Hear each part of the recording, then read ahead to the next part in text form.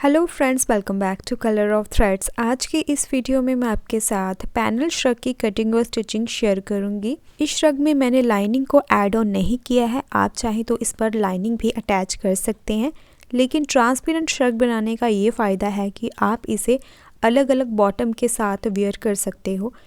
जैसे कि मैंने इसे स्ट्रेट स्लीवलेस कुर्ते विद स्ट्रेट प्लाजो पैंट के साथ रेडी किया है। इसके अलावा इस पर आप फुल लेंथ का गाउन भी रेडी कर सकते हैं, यानी कि एक ही श्रग को आप अलग अलग तरह से वेयर कर सकते हो। तो आपका ज़्यादा टाइम ना लेते हुए वीडियो शुरू करते हैं। श्रग बनाने के लिए 3 मीटर का मेरे पास ऑर्गेन्जा फैब्रिक है, जिसकी विड्थ है 47 इंच। ये फैब्रिक की लंबाई वाली साइड है और ये फैब्रिक की विड्थ है।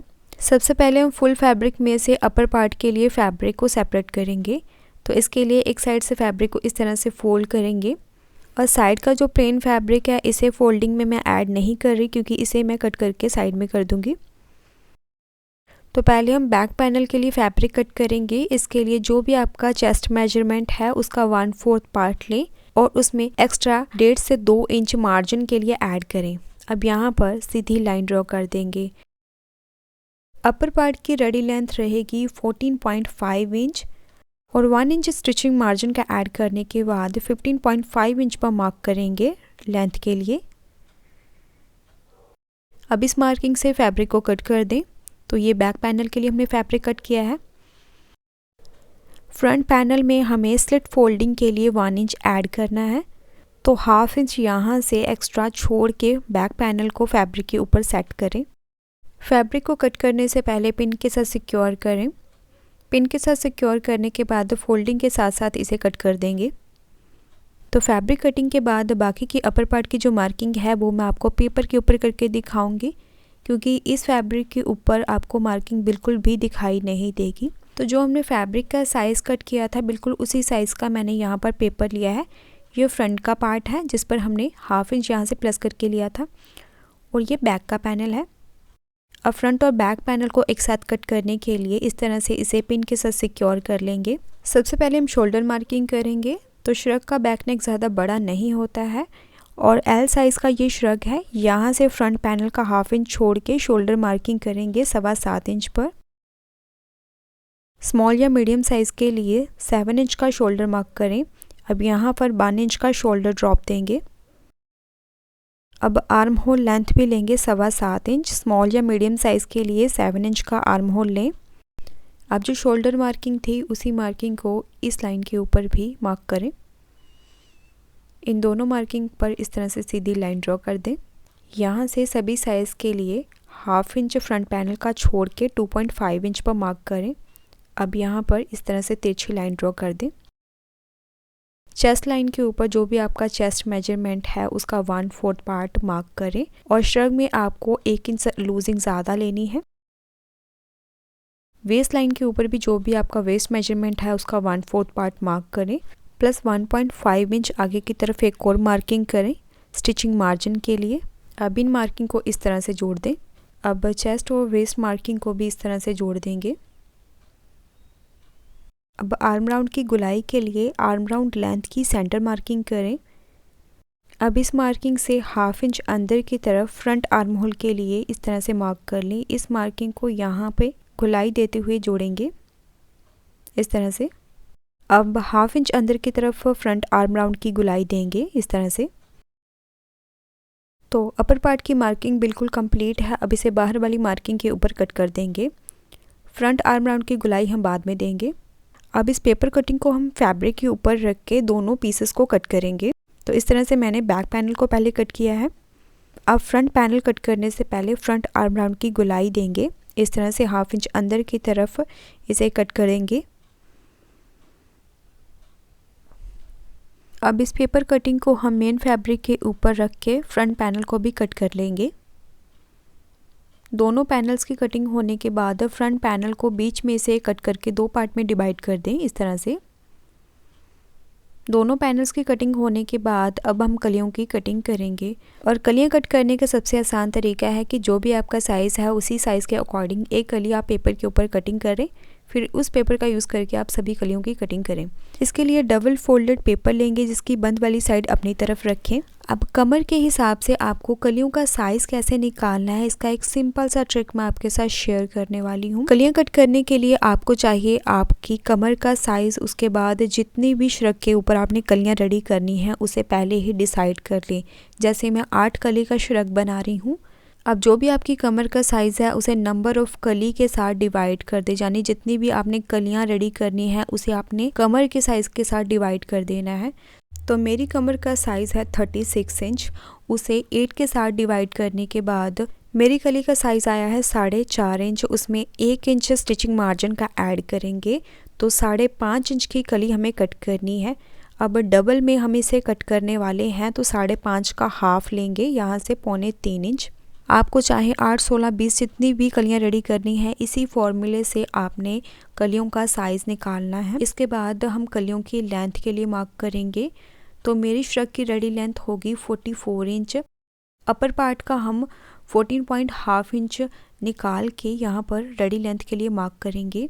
इसमें 1.5 इंच एक्स्ट्रा लेंगे फोल्डिंग के लिए।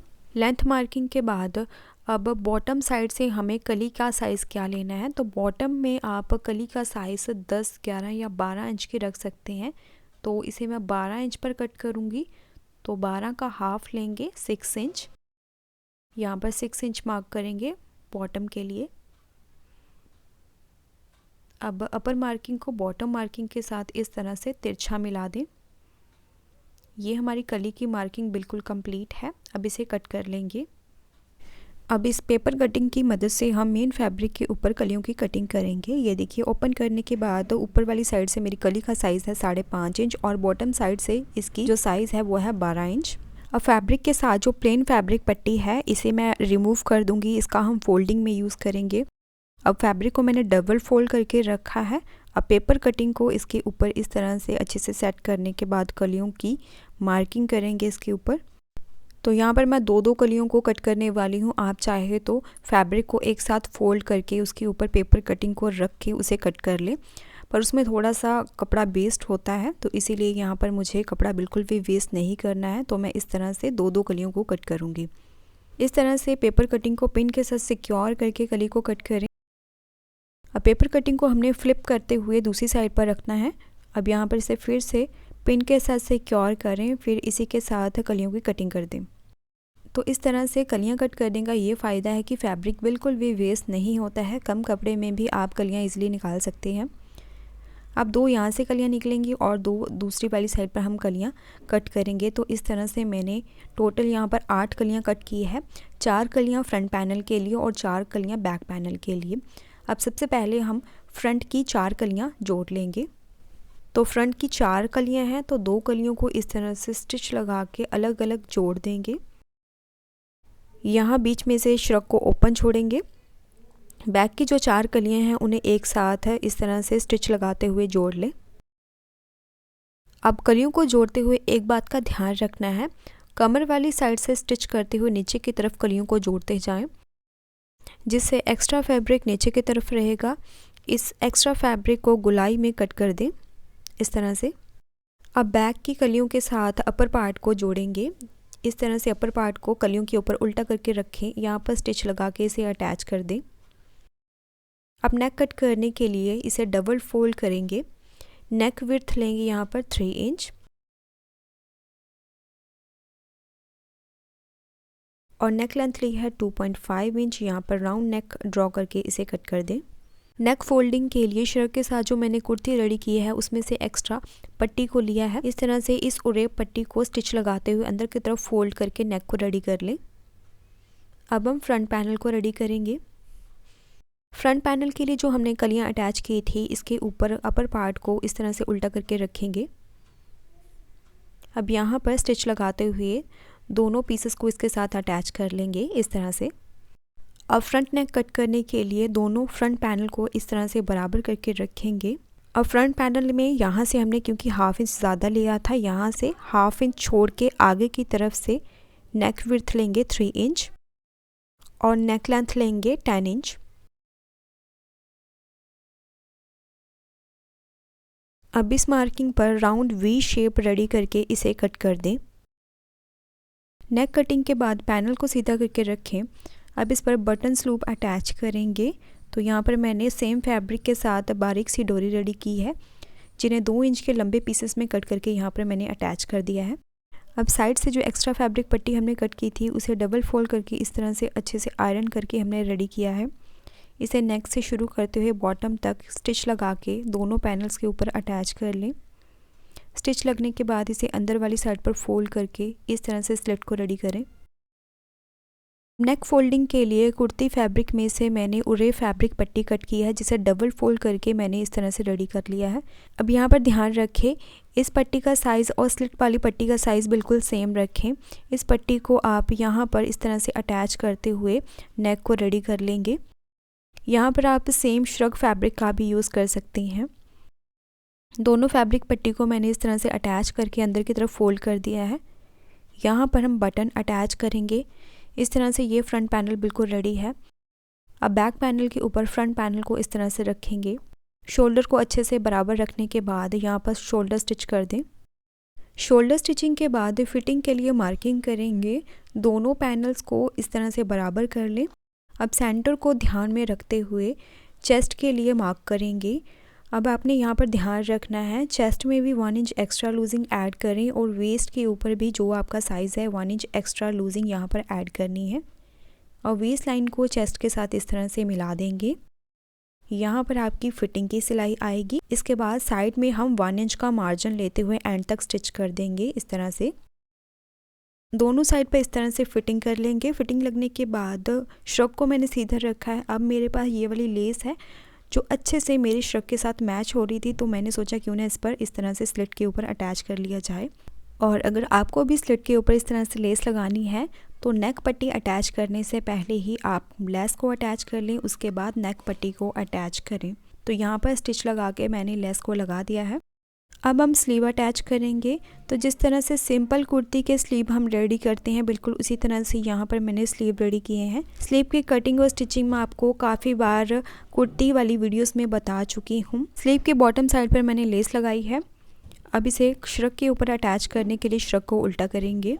स्लीव अटैच करने के लिए श्रग को उल्टा और स्लीव को सीधा रखेंगे। जब भी पहली स्लीव को अटैच करें तो फ्रंट आर्म राउंड की कटिंग को ज़रूर ध्यान में रखें। इस तरह से चेक करने के बाद स्लीव को आर्म राउंड के बीच में सेट कर लेंगे। अब यहाँ से 1/2 इंच का मार्जिन लेते हुए पूरे राउंड में स्टिच लगा के स्लीव को अटैच कर दें। इसी तरह से दूसरी स्लीव को भी अटैच कर लें। स्लीव अटैच होने के बाद बॉटम साइड पर डबल स्टिच लगा के घेरे की फोल्डिंग कर देंगे। इस तरह से श्रग बिल्कुल रेडी है। ये वीडियो आपको कैसी लगी लाइक और कमेंट करके ज़रूर बताएं। और ये है श्रग का फाइनल लुक।